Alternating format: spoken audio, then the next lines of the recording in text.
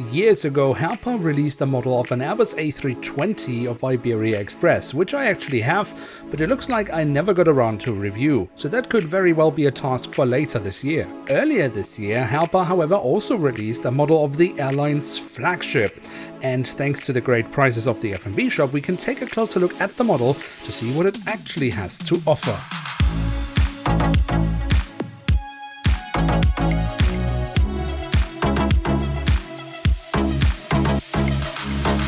And with that, hello and welcome to a new episode of Review, where we today will take a closer look at an Airbus A321NEO of Iberia Express.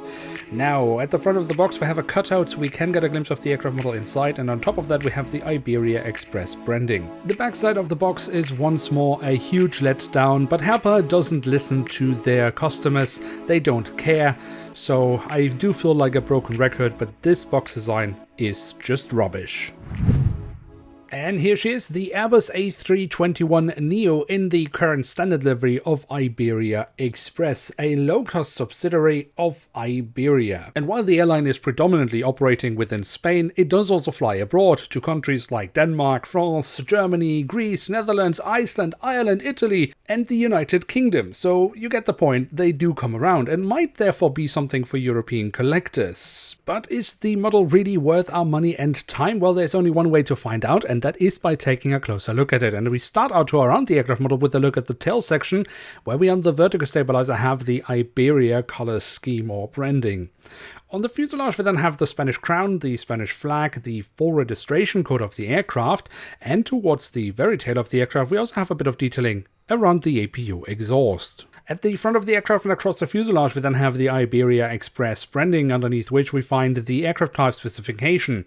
Next to the front cabin door we also have a One World logo, of which the airline is an affiliate member. We do of course also find a few static ports printed on, and then a little advertisement underneath the cockpit windows advertising Lanzarote, one of the Canary Islands. But does the aircraft in real life still have this sticker on? Well, the good news is, yes, it does. It was at least the case when I earlier this year spotted the aircraft at Las Palmas. But apart from the advertisement, what else can we find around the cockpit section? Well, here we of course have the cockpit windows with the window wipers and then the neotypical black mask. The engine nacelles have been kept in the Iberia red and have the silver leading edge printed on, as well as some safety relevant markings and the Iberia Express branding, so that's quite lovely.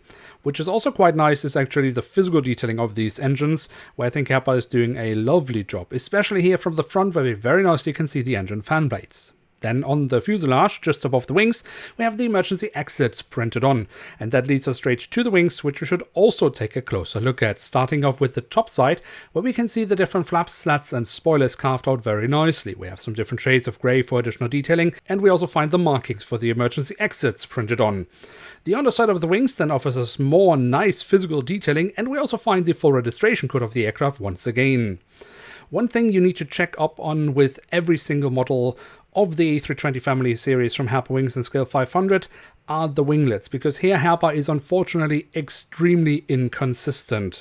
On this aircraft model I think they have done a pretty decent job, but as I say, really with every single model, even within one production batch, you do need to check these winglets, because Herpa is all over the place with them. Where they certainly are more consistent is with the landing gear, because that is the standard landing gear that Herpa uses for all Airbus A320 family aircraft models, and that means we have a pretty solid looking main landing gear, but unfortunately also a very much oversized front landing gear, which even worse is also missing printed details. Another little bit silly thing on this aircraft model is of course the addition of a hole in the fuselage for a stand, which is not included with this aircraft model, but as it doesn't destroy any printed details, I'd say I can live with it, but I will never be a fan of it.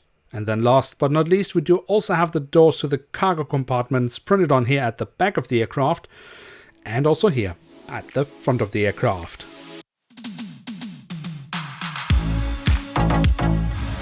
So there we have it, the Airbus A321NEO in the standard livery of Iberia Express, although with a little addition of an advertisement sticker, in scale 1 to 500 from Herpa Wings. And what can we say about this aircraft model? I mean, for a model released by Herpa Wings in 2023, this is a pretty average model. And I mean, I don't really mean this in a negative way. It It delivers the details that we can expect from Herpa Wings nowadays, and it does so rather well. I would say for an A321, where Herpa is often struggling quite a bit with the cockpit shape, this model is doing a fairly decent job. And apart from the hole in the fuselage and the oversized front landing gear, I can't really say that I'm disagreeing with what I'm seeing here. Except when I consider the official retail price of Herpa Wings for this aircraft model, which is set at a staggering 33 euros. And for such a steep official retail price, the amount of detailing is laughable. It needs to be much, much higher. And the whole situation was, of course, not helped by the fact that the model was starting to fall apart while I was simply looking at it. In Herpa's defense, obviously Herpa could not foresee that a collector would have the audacity to actually look at his model, and so it would of course not be fair to expect Herpa's quality to be able to handle such an extreme situation. So in conclusion, I would say if you can get the model at a discount and it doesn't fall apart while you are looking at it, then yes, the model is worth having in one's collection. So there's at least that. Now with that, we have reached the end of today's episode, and if you have enjoyed this video, then don't forget to leave a like, and of course if you are new around here, you're always welcome to hit subscribe. With that, I'd like to say thank you very much for watching. Hope to see you soon again. I'm checking out, and bye.